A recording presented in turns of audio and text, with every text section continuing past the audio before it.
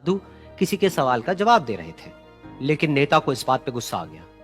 नेता को लगा कि ये मेरी बेइज्जती है, तो उस नेता ने साधु की बात को बीच में ही काटते हुए थोड़ा गुस्से से कहा, मैं आपसे कुछ कहना चाहता हूं। साधु ने उसकी तरफ देखा और बोले, आप थोड़ी देर रुकिए, पहले मैं इनके सवाल का जवाब दे लूं, उसके बाद में मैं आपसे बात करूंगा। तब तक अगर आप चाहें तो आप बैठ सकते हैं। बस साधु का इतना कहने की देर थी, नेता का चेहरा गुस्से से लाल हो गया और फिर उसने अपना सारा गुस्सा उस साधु के ऊपर निकाल दिया। अभी तक वो नेता बहुत ही तमीज से बात कर रहा था, यानी कि आप कह करके बात कर रहा था। अब वो तू तड़ाक पे उतर आया। नेता ने उस साधु को कहा, तुझे पता भी है मैं कौन हूं और तू किससे बात कर रहा है? साधु ने उसकी तरफ देखा और कहा, मुझे इससे कोई फर्क नहीं पड़ता कि आप कौन हैं, लेकिन आप जो कोई भी हैं, अगर आप चाहते हैं कि मैं आपके सवाल का जवाब दूं या आपसे बात करूं तो आपको कुछ देर रुकना होगा। और साधु के ये कहते ही नेता गुस्से से पागल हो गया और वहीं सबके सामने चीखने चिल्लाने लग गया, अब मैं तुझे तेरी असली औकात दिखाऊंगा। तूने मुझसे पंगा लेकर के ठीक नहीं किया है, तुझे पता भी है मैं तेरे बारे में क्या सोचता हूं। साधु ने फिर से उसकी तरफ देखा और बड़े ही प्रेम से कहा कि मुझे इससे कोई फर्क नहीं पड़ता है कि आप मेरे बारे में क्या सोचते हैं, आप जो चाहे वो मेरे बारे में सोच सकते हैं। फिर उस नेता ने बोला कि तू चाहे सुनना चाहता है या नहीं, लेकिन मैं तुझे बताऊंगा यही सबके सामने कि मैं तेरे बारे में क्या सोचता हूं। तू एक बहुत ही घटिया इंसान है, तू कोई साधु नहीं है, तू एक ढोंगी है, पाखंडी है, और यहां पर जितने भी लोग बैठे हैं उन सबको बेवकूफ बना रहा है। तेरा बस एक ही मकसद है कि इन लोगों की जेब में जितना भी पैसा है वो सब तेरे पास में आ जाए। तू अपने फायदे के लिए इन लोगों का इस्तेमाल कर रहा है और अब मैं तुझे नहीं छोड़ने वाला, तेरा पर्दाफाश करके रहूंगा पूरी दुनिया के सामने। लेकिन उसके इतना बोलने के बाद भी उस साधु के चेहरे पर हल्की सी मुस्कान बनी ही रही। ये देखकर वो और तिल मिला गया और उसने कहा, अब बहुत हुआ, अब मैं यहां एक मिनट भी नहीं रुकने वाला, लेकिन अभी भी तेरे पास में मौका है, अगर मुझसे माफी मांगनी है या मुझसे कुछ कहना है तो कह सकता है। इतना सब होने के बाद भी साधु बिल्कुल शांत था और उनके चेहरे पर एक मुस्कान थी। उन्होंने अपनी आंखें बंद कर ली। फिर साधु ने अपनी आंखें खोली, हाथ जोड़े और कहा कि मुझे आपसे कोई गिला शिकवा नहीं है, मेरे मन में आपके लिए कोई भी गलत ख्याल नहीं है। जो भी आपने मेरे बारे में कहा वो आपकी अपनी सोच थी, तो मुझे आप में कोई भी बुराई नजर नहीं आती है। मुझे आप एक बहुत ही भले इंसान लगते हैं। और साधु के इतना कहते ही नेताजी का दिमाग 7वें आसमान पर पहुंच गया। उनके चेहरे पर एक अजीब सी खुशी थी, क्योंकि उस साधु ने वो ही कहा जो बाकी सब लोग उस नेता को कहते हैं। और वो खुशी खुशी उस आश्रम से अपने घर की तरफ चला गया और जा करके अपने पिताजी के साथ में बैठ गया।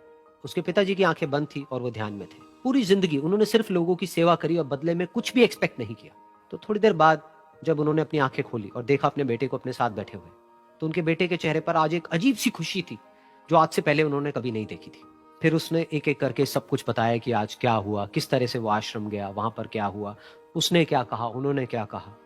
तो जब इसके पिताजी ने पूरी बात सुनी तो थोड़ा सा मुस्कुराए और अपने बेटे को देख करके बोले कि उन्होंने तुम्हारी तारीफ नहीं करी है, क्योंकि उन्होंने वो नहीं कहा कि जो तुम हो, उन्होंने वो कहा कि जो वो खुद है। और तुमने जो भी कुछ उनको कहा वो नहीं कहा कि जो वो है, बल्कि तुमने वो कहा जो तुम खुद हो। यही बात वेदों में भी कही गई है, यथा दृष्टि तथा सृष्टि। ये दुनिया तुम्हें वैसी नहीं दिखती है जैसी कि ये दुनिया है, ये दुनिया तुम्हें वैसी दिखती है जैसे तुम खुद हो। जिसकी नजर जैसी है उसके लिए ये दुनिया वैसी ही है। तो अगर तुम अपनी दुनिया को बदलना चाहते हो तो उसका सिर्फ एक तरीका है, अपनी नजर को बदलो।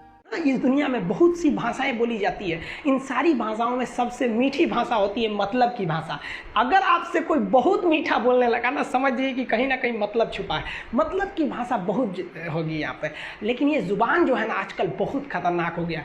कभी कभी देखते होंगे कुछ लोग आपके गलत बात का भी जवाब नहीं दे पाते हैं। तो जवाब देने भाई साहब सबको आता है, बीच में माँ बाप का संस्कार चला आता है। और संस्कार बहुत चीज़ होती है। संस्कार यदि आपके अंदर है तो सब कुछ हारने के बाद भी आप जीत सकते हैं। और अगर संस्कार की जगह अहंकार आ गया ना तो जीता हुआ भी चीज़ों को हार सकते हैं।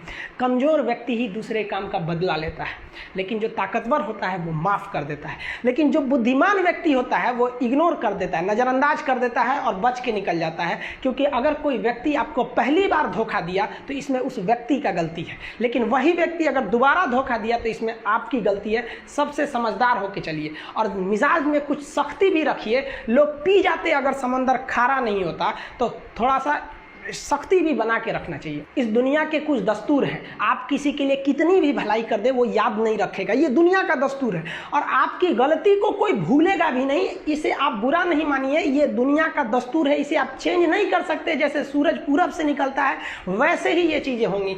लेकिन हम आपसे कहते हैं, आप दुनिया में आज कई लोग होते हैं दूसरे को लगते हैं सिखाने, आप क्यों दूसरे को बार बार ज्ञान देने लगते हैं, आप अपने आप को क्यों ज्ञानी समझने लगते हैं। दूसरे को सुधारने की कोशिश मत कीजिए, बल्कि खुद सुधरिए। आपके सुधरने से हो सके कि पृथ्वी से एक बुरा इंसान सुधर जाए। आप समाज में जहाँ भी रहेंगे तो आपके पास बहुत सारे लोग आएंगे, कुछ गलतियाँ भी करेंगे, कुछ अच्छा काम भी करेंगे। जब भी किसी की प्रशंसा कीजिए तो पूरी महफिल में कीजिए कि ये व्यक्ति ने अच्छा काम किया।